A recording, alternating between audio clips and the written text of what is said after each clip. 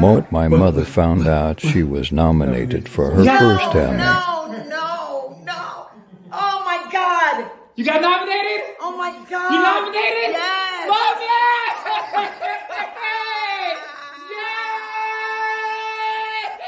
Oh, my Yes! God. I know. Yes! Yes! Mommy! Oh, my God. Mommy! Oh, my God. Oh, Mommy. my God, Jordan. Oh, my God. I don't know what to say. Oh, my God.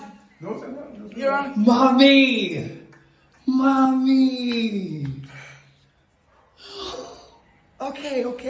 All right. Hold on. Yes. Mommy! Yeah. Oh, God. Yes.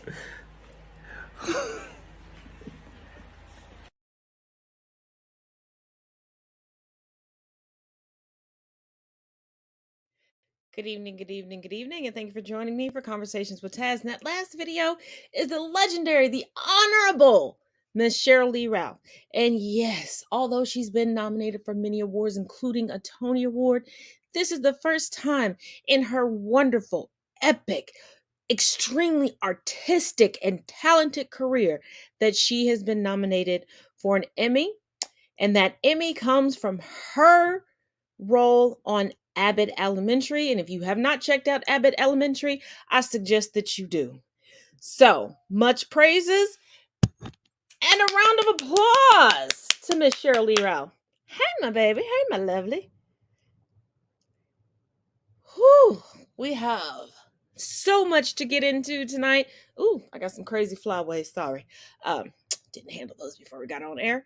Let's start with some Doja Cat updates and news. Maybe some stuff you didn't know about. Seeing 2 and 2.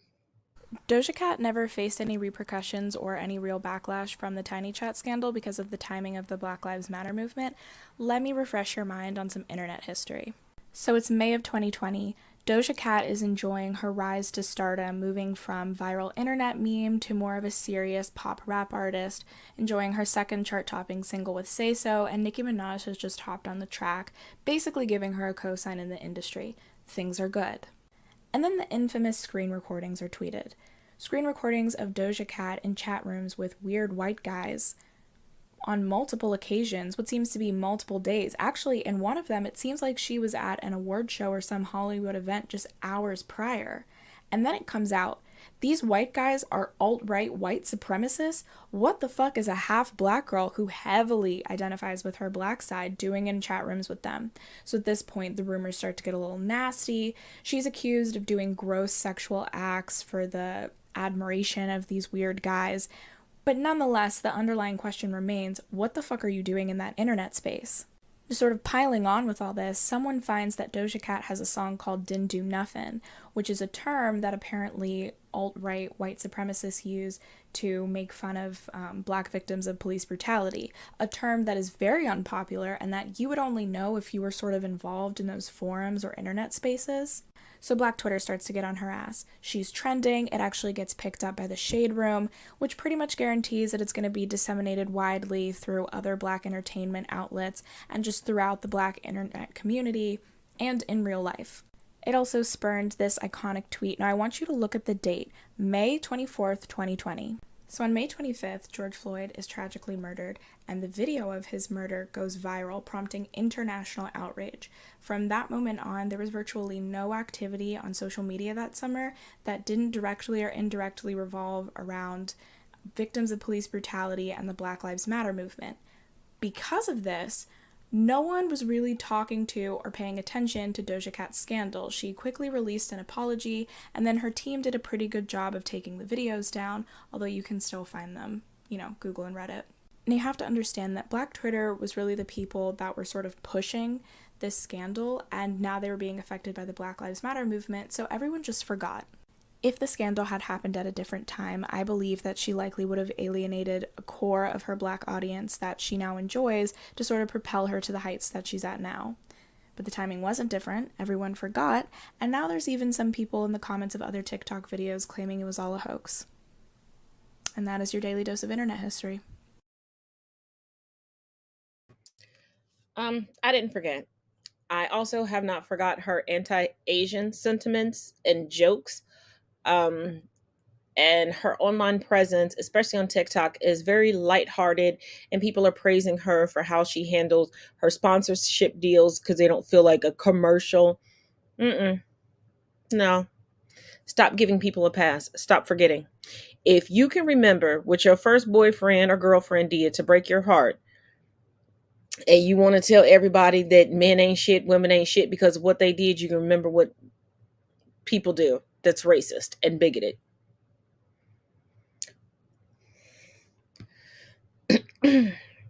Just my 2 cents.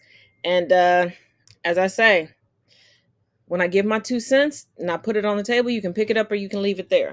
But coming from Politico.com, the Schumer Mansion talks on Dem agenda hit a new hurdle: COVID quarantine. Chuck Schumer's negotiations with Joe Manchin on their party's domestic agenda were delicate even before the famously chatty majority leader caught COVID. Now he's digging in for Congress's most high-stakes work from quarantine in Brooklyn. Babies, some major moves have been made while in quarantine. You can make it happen.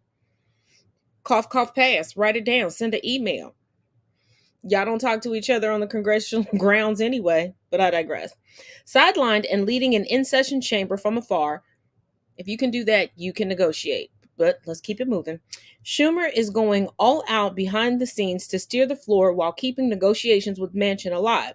His pandemic predicament comes as July assumes an outsized role in his leadership of history's longest-running 50-50 Senate.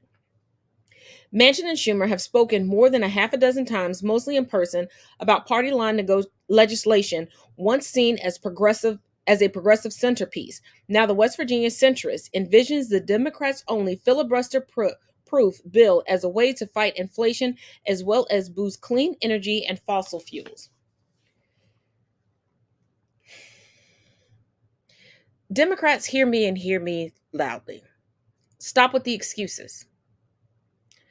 The minority is currently running this country. The minority is causing issues and greater division within this country. They are not letting anything stop them. Stop using their excuses of, oh, well, when we were face to face, it's better. I like face to face. This is as face to face as you're going to get. As long as you can see somebody's expressions, hear the inflection in their voice, hear any satire, anything, you're good. Y'all generally work in paper documents, so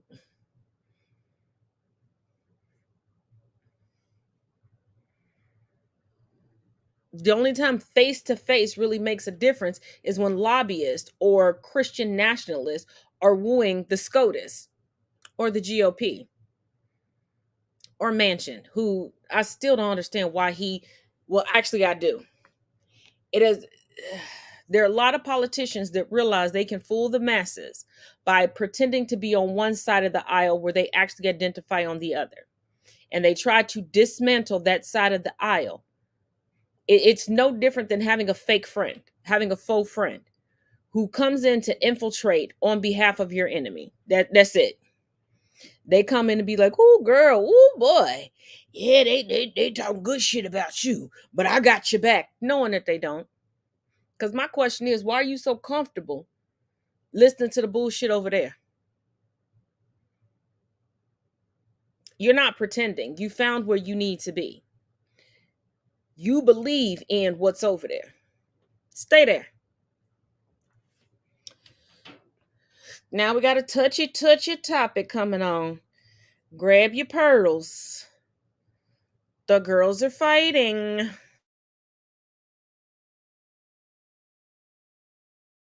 I am so glad somebody finally fucking said it because this is an actual problem.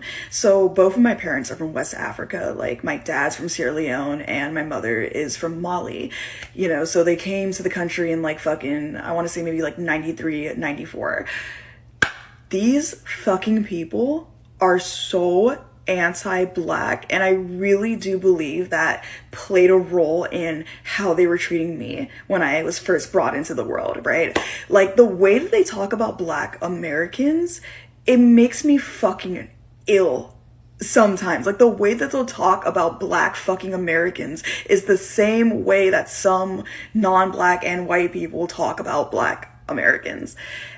And it's so crazy to think about, because I feel like they hear like this like subtle anti-black rhetoric on like TV, or maybe that's like perpetuated into like movies. I mean, of course, like, we can only blame white supremacy, right? Like, it's fucking everywhere. But I really don't think people understand like how much like anti-blackness a lot of African people like hold against Black Americans. And that's so asshat backwards, because it's like, bro, we're one and the fucking same. Like, why are we doing this right now? Like, it just doesn't make any sense.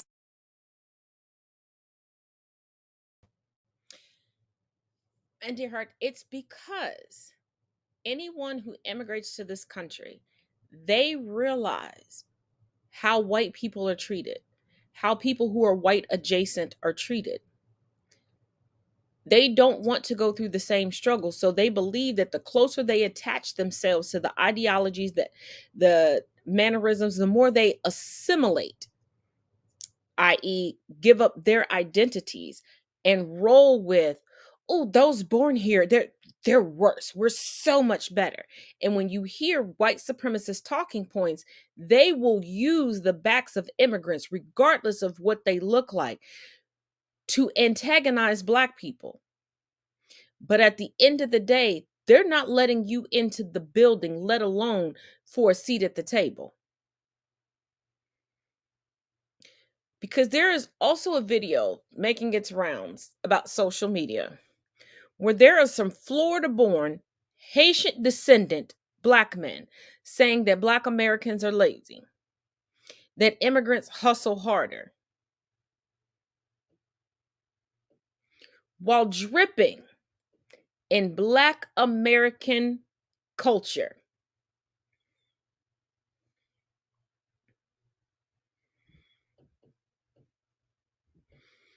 Because I remember fish fries. I remember candy ladies. I remember bootleg men. I remember bootleg cabs. In recent years, we had Black men die for selling loose cigarettes, selling CDs, selling mixtapes. That's how we get to the status that white supremacists like to use and say, oh, you can't be a president. There can't be white privilege because, you have this successful person and this person is a millionaire and this person made it to the presidency because we hustle hard. We know from birth that we have to be 4 times as good and work 8 times as hard to get the crumbs. And as a Black woman, I realize I'm going to be the underling of society until society decides to take a good hard look at itself and make some changes.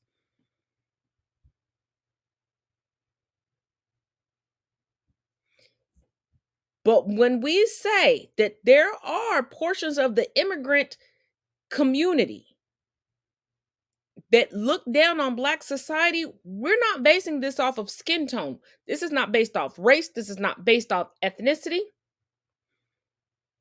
It's based on people coming in knowing just how racist and privileged the United States is and wanting to have an adjacency to whiteness and white supremacy because they believe it is going to be their save-all and their step up towards prosperity.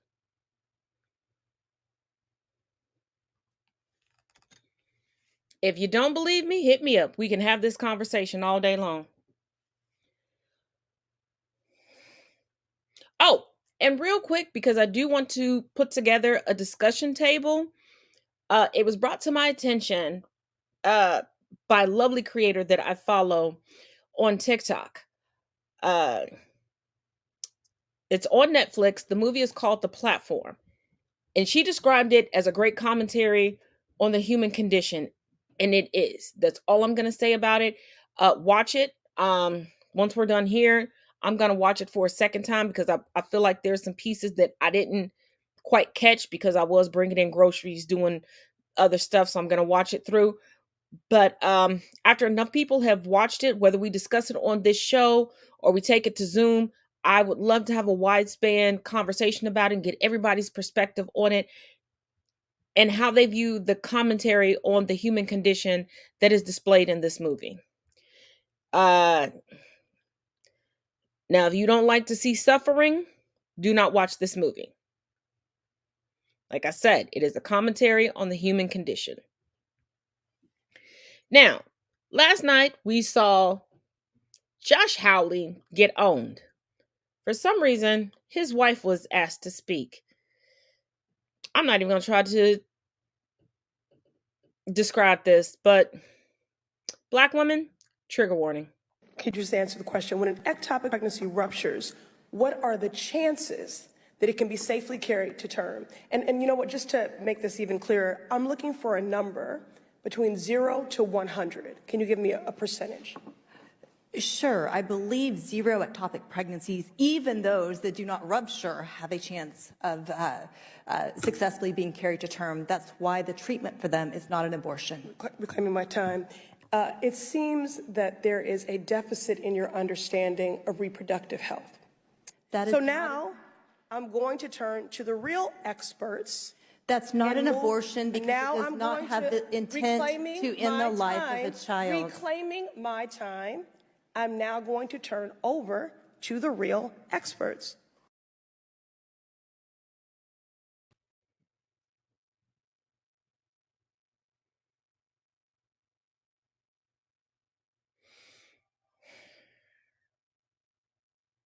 One thing that COVID and the overturning of Roe v. Wade has shown us that there are far too many people who go into science-based careers and professions for the money that they believe that they can make. Because let's face it, there are several generations that have been told if you become a doctor or a lawyer, you're gonna be rolling in the dough. Which is not the case. There are doctors that are broke. There are attorneys that are broke as a joke. There are doctors that until their 80s or 90s, they don't even see the fruits of their labor.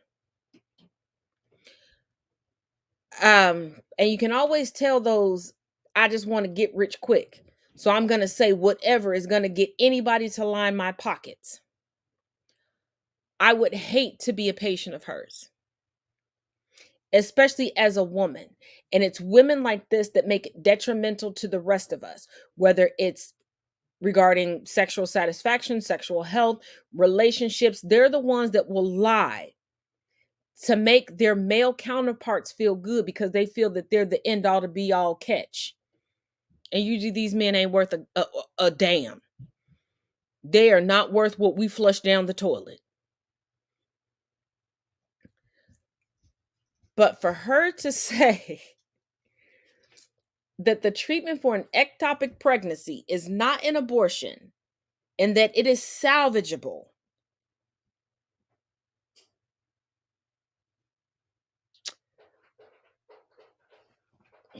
I cannot. But let's get to some January 6th updates. Bannon was caught on tape. Ruh-roh, Shaggy. Looks like somebody was secretly recording Mr. Rotten Potato, Steve Bannon. What he's going to do is just declare victory, right? He's going to declare victory. But that doesn't mean he's the winner. He's just going to say he's the winner. The Democrats, more of our people vote early that count. Theirs voted mail. And so they're going to have a natural disadvantage, and Trump's going to take advantage of it. That's our strategy. He's going to declare himself a winner. So when you wake up Wednesday morning, it's going to be a firestorm. We're going to have Antifa crazy, the media crazy, the courts are crazy, and Trump's going to be sitting there mocking, tweeting shit out. You lose. I'm the winner. I'm the king. And he'll be all over. He'll be going, where's Hunter? Is Hunter on a crack pipe? I mean, no, he'll be, because then it doesn't matter. Remember, here's the thing. After then, Trump never has to go to a voter again. He's going to fire Ray, the FBI director, and fire the scene and say, fuck you. How about that? Because he's never going to, he's done his last election. Oh, he's going to be off the chain. He's going to be crazy. Also, if Trump is losing, by 10 or 11 o'clock at night, it's going to be even crazier. Even Because crazier. no, because he's going to sit right there and say they stole it. Agree. I'm directing the Attorney General to shut down all ballot places in all 50 states. It's going to be no. He's not going out easy. If Biden's winning, Trump is going to do some crazy shit.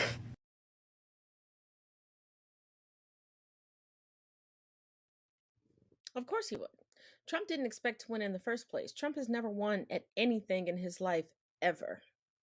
So the fact that he won something in the first place, it went to his head. That's why he felt he could do and say whatever he wanted to. This is someone who idealized dictators and emperors. He wanted to turn the United States into a dictatorship that would just trickle down through his family tree. He didn't want to give up that power. This is the first time he's actually had real power and real success. He made money for the first time in his life. And for those of y'all that are like, the Trump family has been rich their whole life. No, they haven't. And the original key to their success was a woman. As misogynistic as this family is, the original key to their success was a woman.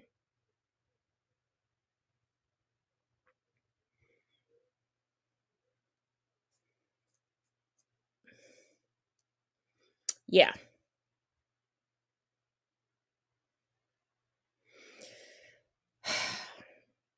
But also, in January 6th news.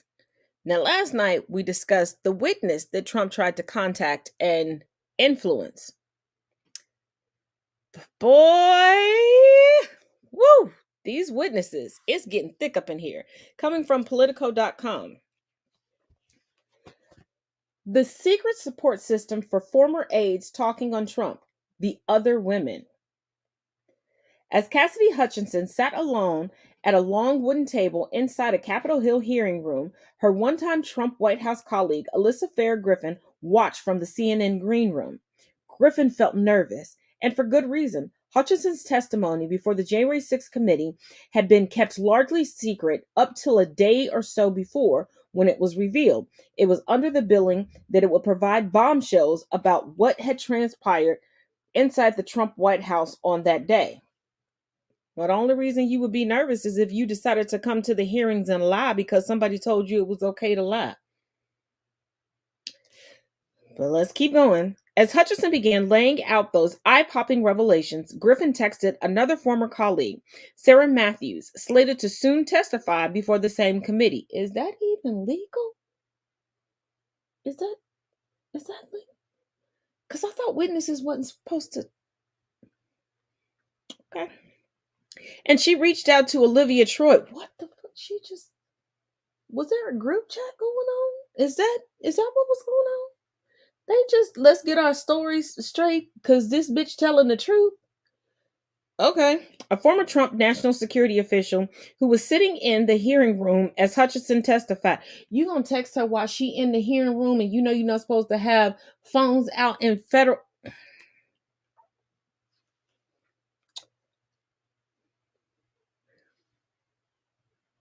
Was my political science, government, and history classes the only ones that covered history? What was it? Just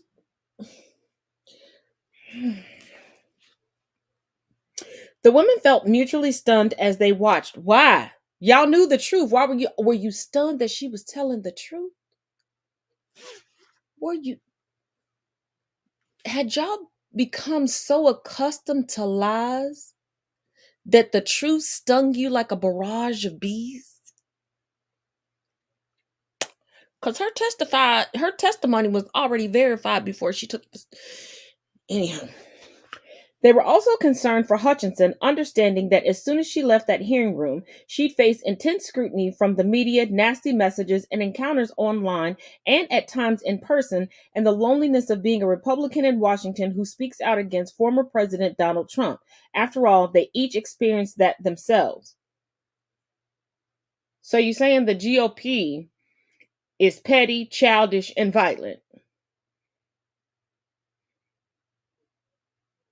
Because why would a non-Republican have any issue with what is said?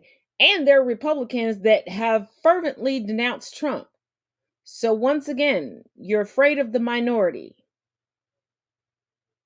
So the only reason you will be afraid of the minority of people is if you know that those people are extremist and extraordinarily violent and will cause you physical harm and possibly death. No, it's not legal.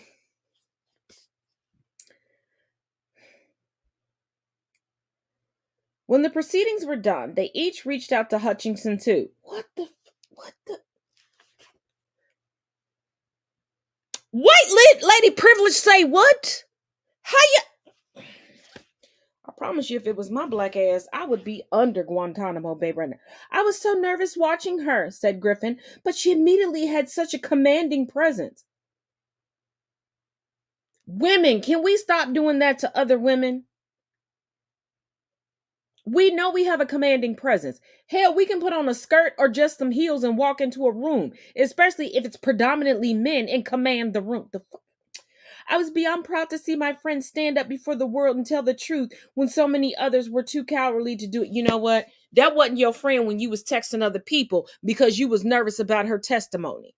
You don't get to say that you were nervous and then go back and say that you're proud after you've had days to look at how she's been received and what she's done and how people are standing behind her. I know how news articles go. I know the time frame between your first quote and this quote. She wasn't your friend when you were texting other people, because I guarantee you if we pull those text messages, you were not in support of her at that time. You were trying to match up your stories to discredit her.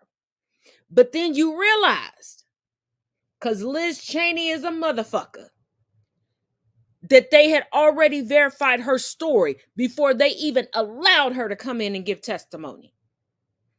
And you realize, hold up, wait a minute.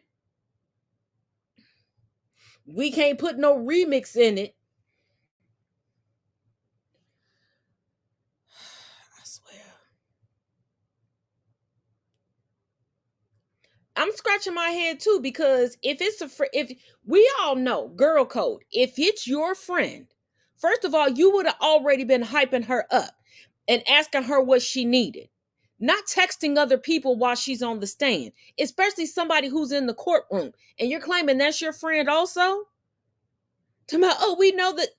So you're admitting that January 6th happened. That January 6th wasn't Antifa, wasn't the left, wasn't Black Lives Matter. Because you're afraid of your own party members. Your own party members. And you've already admitted that before it was even released that you're supposed to testify, they're already trying to intimidate you. Not the left, not the Democrats, not the progressives, not the centrists, not the pink party, not the green party, not none of that. The GOP, the grand old party.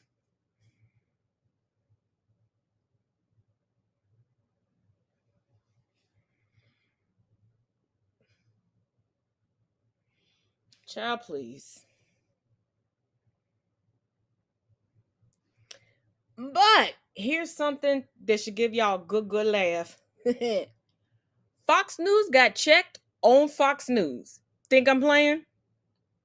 Y'all know I come with the receipts. Here we go. It is time for conservatives in this country to acknowledge we have a crisis and start joining the fight to end it and stop spreading lies about what's going on in this country. It is devastating this country, and blood is on the hand of the former guy and others who support him. You're not going to call Tucker Goddamn right. conspiracy theorist. That is wrong. This is what the He Democrats is. do. They keep calling us names. And We're not going to put up with this. I stand for freedom. I stand for the freedom No, you of don't. the American people every single day. You're a and we have to grifter. recognize This is ridiculous. The truth Let's and not the do truth name calling, here guys, okay? is Let's that keep it the civil. government, but I'm not going to allow Chris, he does this all the time, to call me to call Tucker Carlson a liar. Yeah, we don't do or name conspiracy calling. theories. Only because they are. And we have every right to make this decision for They are our family. damaging Whether the vaccinated effort or to not get this vaccinated. under control. They don't do name calling? If I was an actual drinker and not just a wine connoisseur, and trust me, I have tried to try other beverages, and I feel like hair is about to grow out of every crevice in my body when I try it, and I do not like the taste, but I digress. If we were to do a drinking game on how many times Fox News calls somebody a name, baby, we would be dead of alcohol poisoning, regardless of what your drink is of choice. You could have what do they call it? Spiked seltzer, hard seltzer. And even if we say just take a sip. No, they don't like being called the truth. But you know a story that Fox News is not going to cover? Y'all going to like this one. Y'all going to like this one. It has just been revealed that Donald Trump resigned from the board of his own company, Trump Media and Technology Group, the group that owns Truth Social, a week before the other board members were issued subpoenas by the SEC and the Manhattan grand jury. In other words, Donald Trump knew his company was about to undergo criminal investigations, so he fled, abandoning his failed company, Truth Social, to try to run from the rule of law. But Donald, you better run quickly because justice is coming.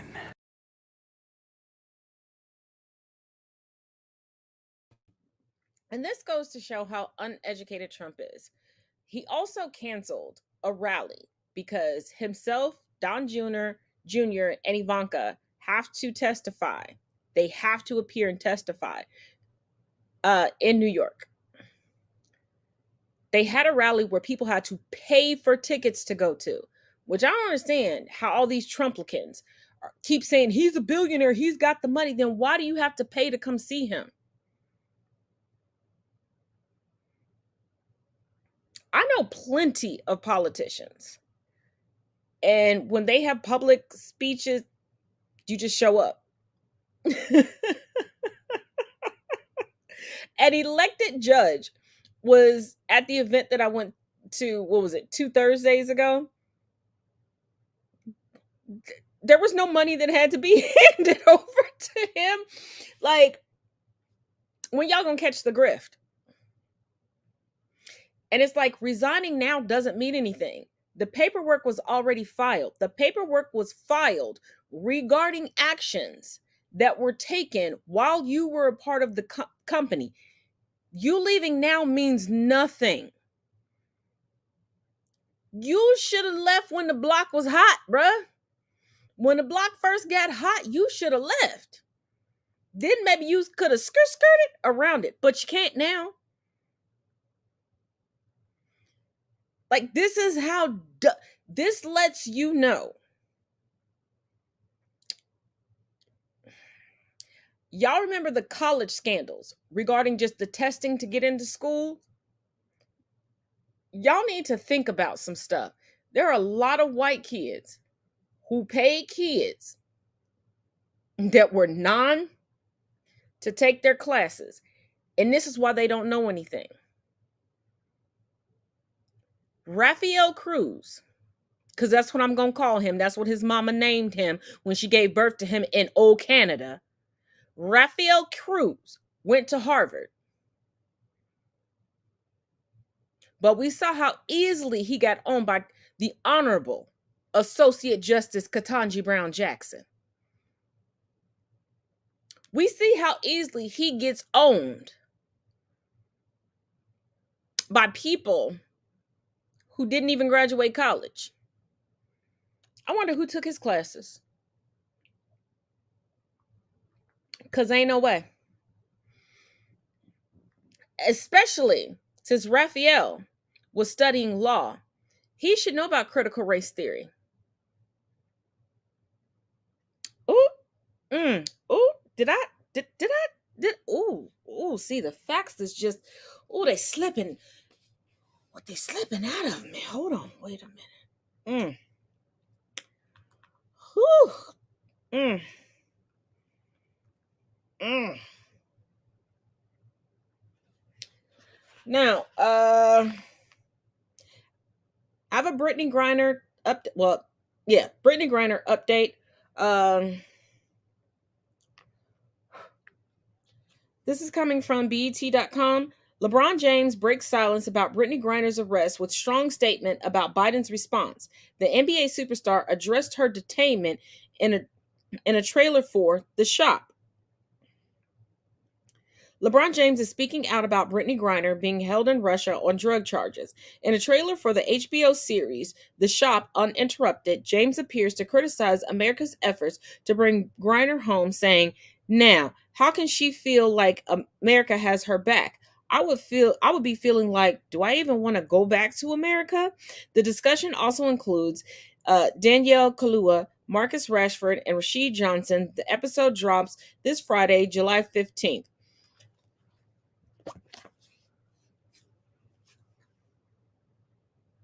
I'm going to check the listings and the time for my area, whether I can go live and talk about it, if I have to extend the show so I can talk about it and play it.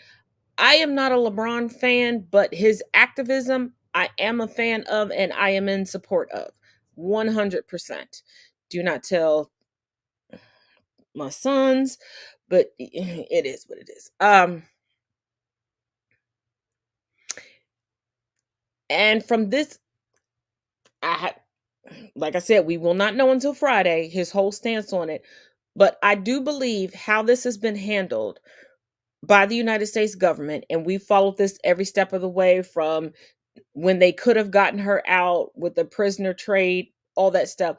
I think this has all played into why she gave a guilty plea, which is sad, which should show you all the amount of Black and brown people that are serving time for no good damn reason.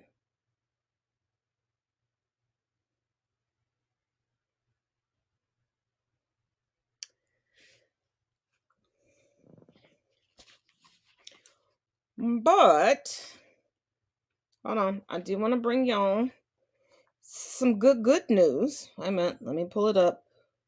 Jesus Christ. Urbane's hair is all over everything. Everything. Okay, that light kind of got to me. Okay. 13-year-old Black girl becomes youngest person ever to be accepted into medical school.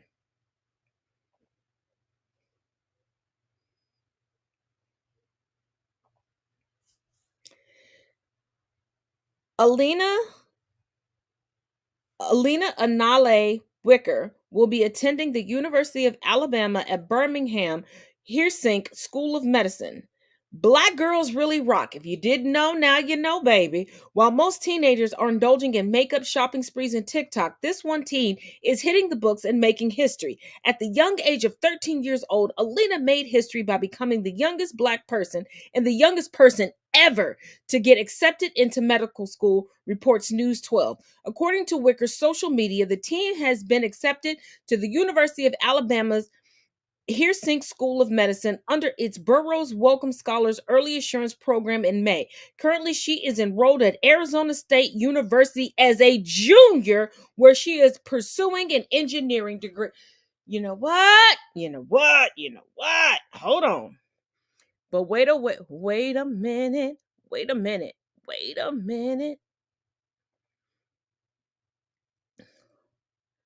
Hold on. Let's see. Hold on. Let me see if I can share this with you all.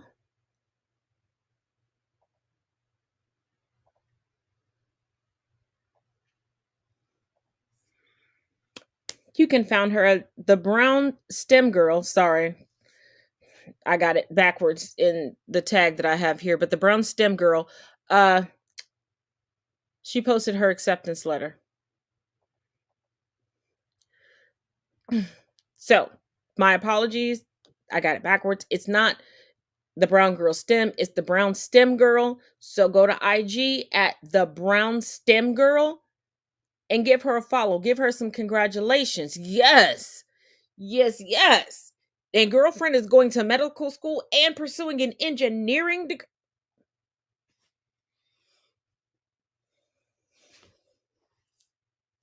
My inner nerd. My inner nerd. Yes. Woo! Baby, listen. Woo! Now, unfortunately, we do got to jump into some pretty heavy topics. So, as much as Texas tries to say that it's pro-life, it is not. And this is the ultimate evidence that Texas is far from pro-life. See you in 2 and 2. In another great episode of You Can't Make This Up, a Texas death row inmate is seeking a 30-day reprieve to donate a kidney. An appeals court has issued an execution stay for a different reason. Okay, so this man killed a woman in 2001 and has been on death row ever since. He now wants to donate a kidney because he has a very rare blood type. To be fair, he has tried before to donate a kidney to a specific individual, and it turned out he wasn't a good match after all. So, now he just wants to donate it to be a good Samaritan. Sure, that could be a ploy. So what? He's been on death row for 21 years. It's only going to buy him 30 days, and then he's going to die. His attorney argues that he wants to do something good before he goes. If he's executed, he cannot donate his organs, and because he has this rare blood type, there is a woman who needs his kidney. She's named in that article. And the Texas government said no. So much for pro-life. But here's the really hilarious part. In trying to file the paperwork to get this stay of execution so he could donate, somebody went, the witness for the prosecution lied at the sentencing hearing.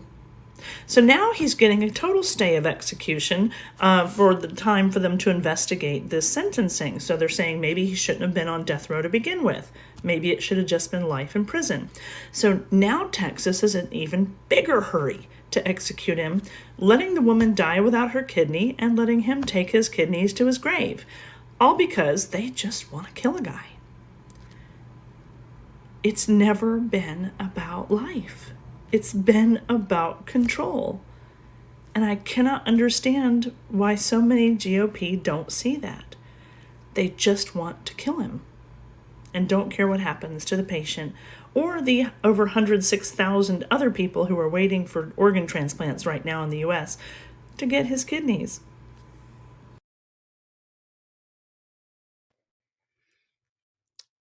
Because the biggest talking point is having two-parent homes, and specifically having mothers in the home.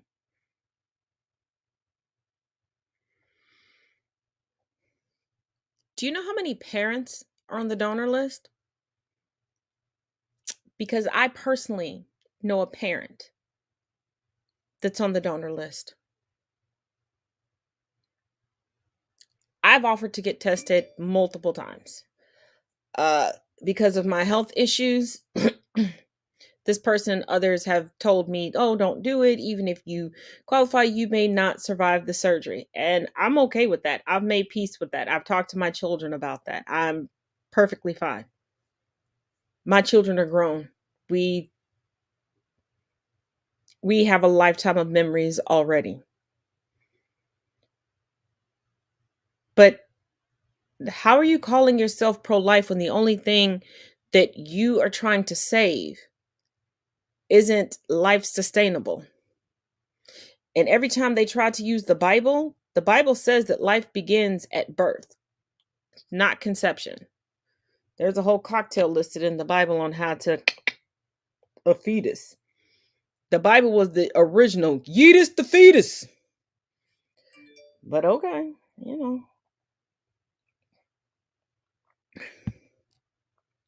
Texas wants to succeed so bad and really believes that it can sustain itself. Y'all can't even sustain a power grid. Y'all can't even successfully sustain a border. Y'all can't successfully sustain schools. What? But this goes into that Christian propaganda and Christian nationalism. And that's how we're going to close out the show.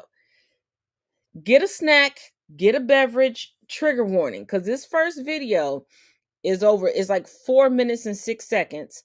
And it's going to piss you off. It's going to trigger you.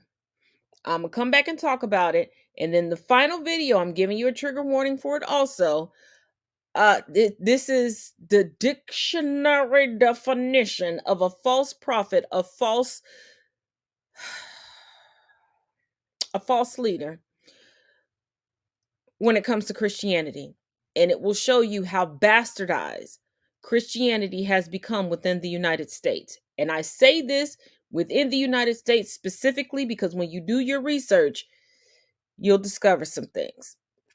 But I guess I'll see you in literally 2 and 2. Like I said, it's a 4-minute video. Here we go. It's going to be a longer one, but it's so important that you watch it all the way through, and you will understand why once you start to see it. And I want to thank this creator for providing this video, putting it on this platform, doing my part to make everyone aware that this is happening. Please go give this creator some engagement. Prepare. So we'll read it together, okay? As a patriot of faith, I attest my allegiance first and foremost to the kingdom of God and the Great Commission. Secondly, I agree to be a watchman over our nation concerning its people and their rights for life, liberty, and the pursuit of happiness. Whereas we, the church, are God's governing body on the earth. Whereas we have been... I was going to let this play through, but then I realized I cannot let this play through without context as we go through. Where does it say in the Bible that we are supposed to be a governing body for Jesus? When did he hand out pages from the book of life or pens for us to write down or pass judgment? Because if we are going to cast stones, aka judgment, we need to be without sin. And please tell me which one of us is without sin. And how are we supposed to sit down and judge our brothers? Because do we not forget the story of the prodigal son? And people focus on the prodigal son, but not the objecting son, who misrepresented, misinterpreted everything regarding their own flesh and blood. Let us continue. Jesus. Given legal power from heaven and now exercise our authority, whereas we are God's ambassadors and spokespeople over the earth, whereas... God doesn't have assistants, number one. Two, the legal system has nothing to do with God. Because I've always found it fascinating that we say within the United States we have a separation of church and state, but then you must, so help me God, in a courtroom. What if I do not worship your God? That does not mean I'm going to walk into your courtroom and tell the truth. But once again, God didn't give you power or dominion over anything. That means that you are making yourself a deity. And what did God say about other deities, aka other gods? Let's keep rolling, roll on. Through the power of God, we are the world influencers, whereas because of our covenant with God, we are equipped and delegated by Him to destroy every attempted... Once again, palm color people, white folks, if you will, always say that they have the ability to wage war in God's name. But tell me where in the Bible God said to do that. And God's chosen people, I think that is clearly outlined in the Bible, and that's not white supremacist.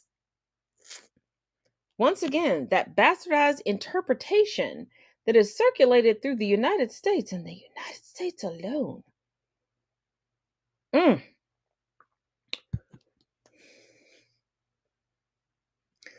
Like, why would you want to come to kill, steal, and destroy?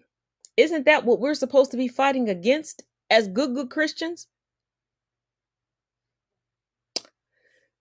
But let's keep it rolling.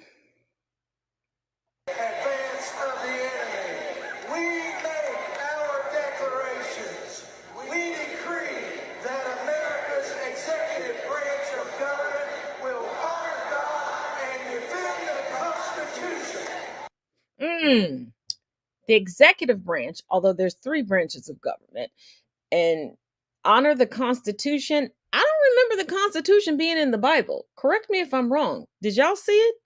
Is there a new book of the Bible where the Constitution was stuck in there and the founding fathers pulled it out of there and was like, hey, this is a great document. Let's just use this. It came straight out of the Bible. I mean, especially since the founding fathers were more deist than they were Protestant Christians. They just used that as an excuse for being piss poor participants in their own communities.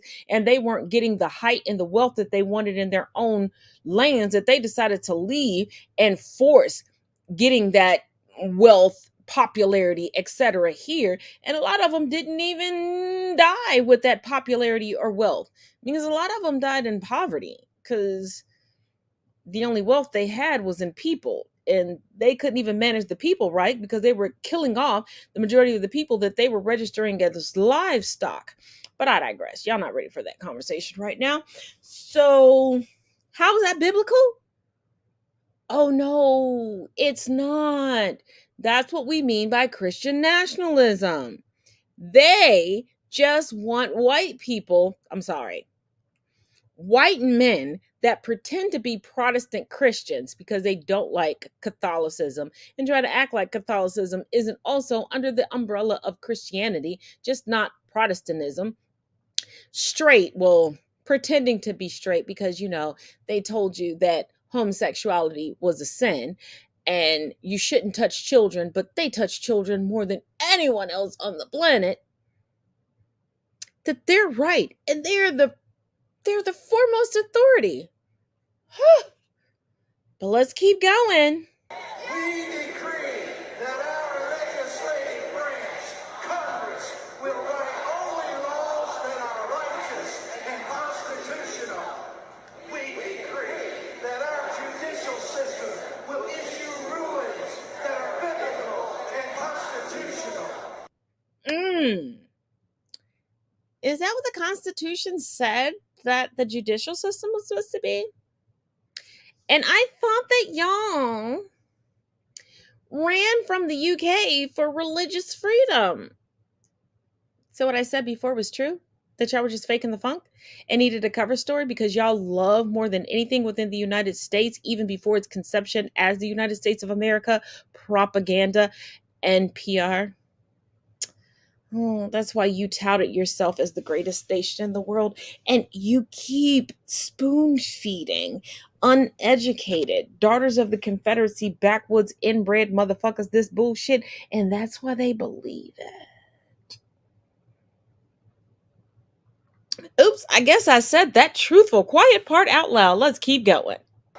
We declare that we stand against wokeness, the occult, and every evil attempt against our nation. See how they say wokeness as if it's a bad thing? Because isn't wokeness just telling the truth? Like, if you're asleep, you're having fantasies, you're infantilizing something. But if you're awake, you can see the reality of things. So they're anti-reality? Oh, you know what? I think every time a racist or a member of the GOP or a Trumplican says something about wokeness, we should just put in hashtag truth deniers. What do you think? I think we should. I do. Let's keep going. I like this game. We declare and we now take back our God-given freedoms according to our Constitution.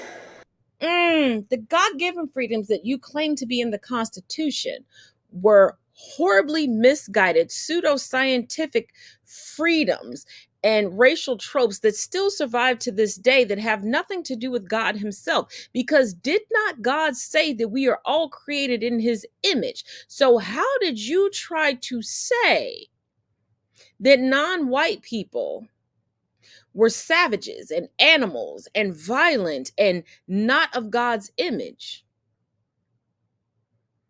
We're in the Bible. Did God make a differential between the people? Nah, he just fucked them up at Babel because they were trying to reach heaven, which they shouldn't have been. But do you know who led them in that plight to try to find out where heaven was? Actually, I do. They didn't look like us, and that's why we got separated. That's why Pangea no longer exists. It was separated, and our tongues were scrambled. But they don't want to talk about that. Actually, they don't want to talk about anything. They want to act like they discovered and started everything. Well, really, the only thing they started was murder, rape, and bestiality and theft. But doesn't that go against all of the 10 commandments? It does. But, they try to gaslight the rest of us into thinking that they didn't do that. But, we can look at Egypt and the fact that they keep fighting so hard to say that white people inhabited Egypt and they didn't burn up like bacon. And if that's the case, why'd they knock all the noses off of everything and snort and eat all of the sarcophagi? I guess history is just hard for them to accept realistically. I guess it would be for me if the only history I had was stealing shit. But they should be proud that they were able to steal from, Tiffany's and even Marcus and Bloomingdale's. It wasn't like when we try to steal stuff back, but we got to steal it from the dollar store. Because all they did was replicate it. Whoo, you ain't said nothing but a word. Let's keep it moving. We declare that we take back influence at the local level in our communities. We decree that we take back. If you're taking it back on the local level, can y'all stop killing each other for insurance money, or because you don't want to get a divorce, or because your daughter or son is dating the wrong skin tone of person, or they didn't get the right amount of grades to make the family look good, or because people found out that everybody in your family chipped in and that's why you had a piss poor 5-person wedding to get you that house, and now 30 years later after you've been in there, you've only furnished 2 rooms? And why everybody in your family is on the same credit card account because y'all trying to build up each other's credit, but y'all keep defaulting on shit and trying to put everything in somebody else's name and then trying to put out the stereotype that that's what black folks do. Because y'all water is off every other week. And every 3 months the gas is off. And so is the electric.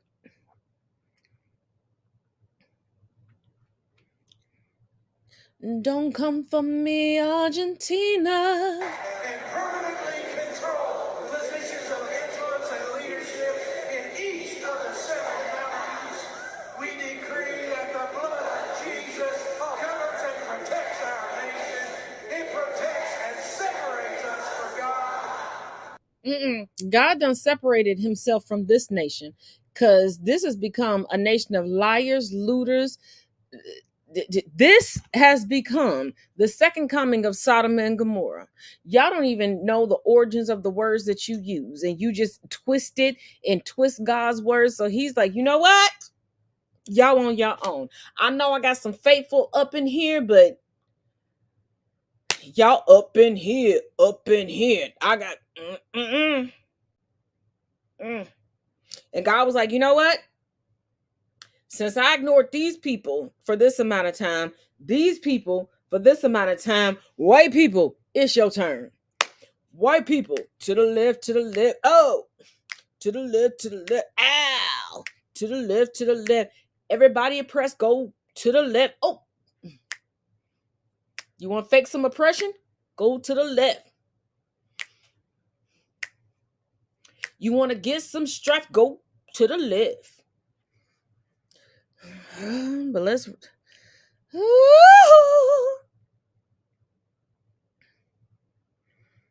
Yeah, I'm telling on. I'm all the way telling on. Let's go to the rest of this. We declare that our nation is energy dependent. We declare that America is strong spiritually, financially, militarily, and technologically. We decree that evil terror. How are you gonna be strong in any of those areas when you want to eliminate black and brown people who brought you the technology that? Oh, that's right. Y'all didn't learn that in your back ass. You know what? Let's go to the next. You know what?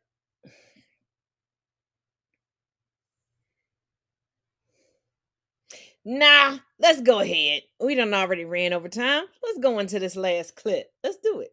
Here is a little bit of Jonathan Shelley on the issue of gay marriage and LGBT rights in general from his documentary, The Sodomite Deception. Depending on when I post this, I think this will be the second clip I brought from that documentary, and I will continue to bring more as I continue to try to get through it. What happened? You've been deceived into thinking that they're normal. What changed? Jesus Christ is the same yesterday, today, and forever.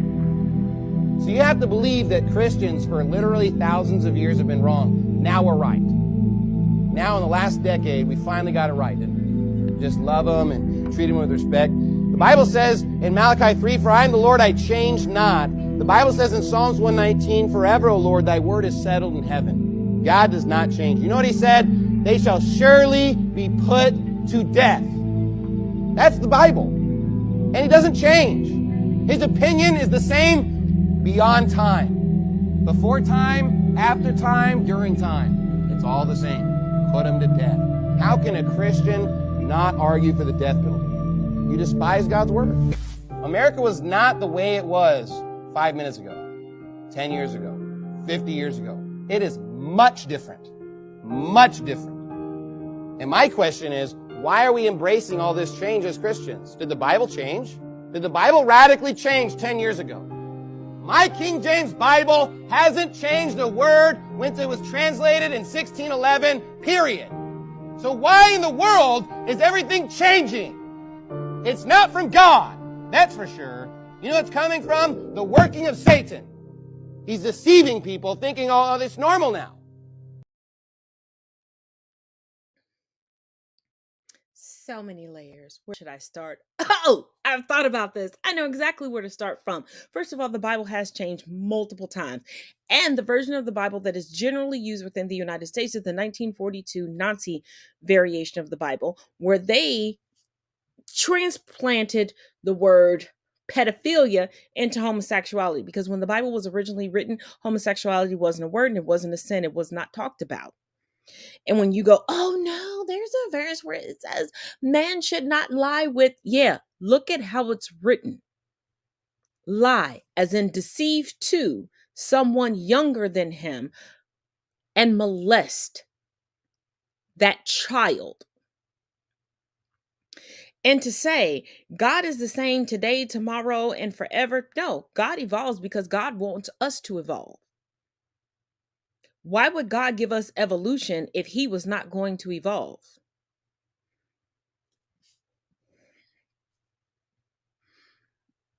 Did you think about that?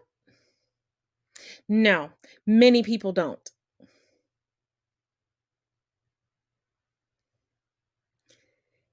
God is supposed to be a God of love. So where is all this hate coming from? Judge not, lest ye be judged.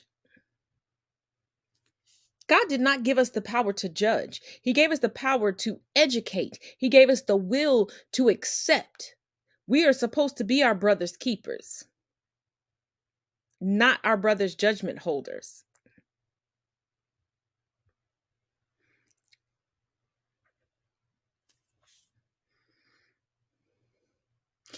And if we're going to talk about Sodom and Gomorrah, those were heterosexual men who were coming to rape other men and were willing to be placated by raping the adolescent underage daughters of another man.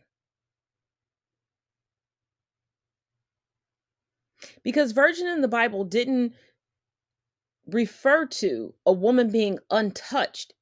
It referred to a woman not giving birth. And also, you need to look at the age in which girls were allowed to be married unto full-grown men. Y'all wasn't ready for that, were you? And that for far too long, y'all like to talk about Islam and the Muslim religion. You don't like to talk about the ownership of women within Christianity. All branches of Christianity.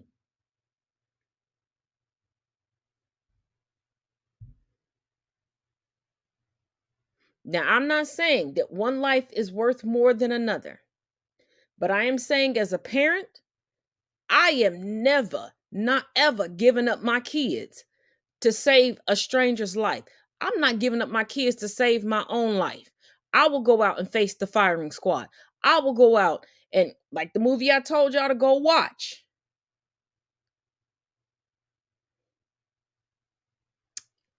I'm not going to give no spoilers, but go watch and you'll get what I'm saying at this point in the segment.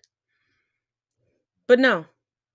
And isn't it amazing how many pastors get ordained in these faux churches? Because they have not studied to show thyself approved by God.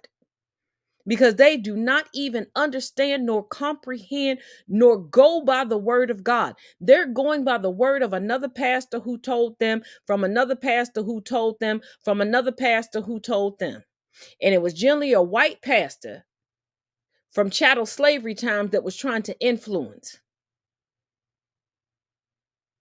Or if you think I'm joking, put in the comments. We can go back through the whole history of when non-white people were building churches for white people and being promised that they could sit in certain places. And we can go through the history of the peanut gallery and how people started creating their own churches, emulating what they thought people were talking about and what they were teaching in the churches. Because name one pastor in the United States that actually went to the Church of Ethiopia that has no governing body in all of the books of the Bible.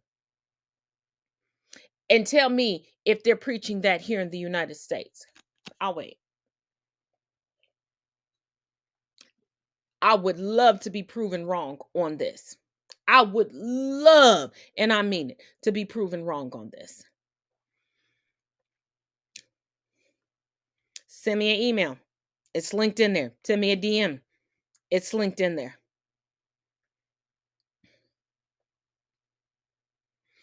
But we're going to leave on this note. I will see you all tomorrow. Let me know tomorrow who watched on Netflix, the platform, so we can get together and get this forum together, because I think this will be a very interesting and diverse conversation on human nature and human discourse. But as always, each one teach one, each one reach one. Till tomorrow, y'all.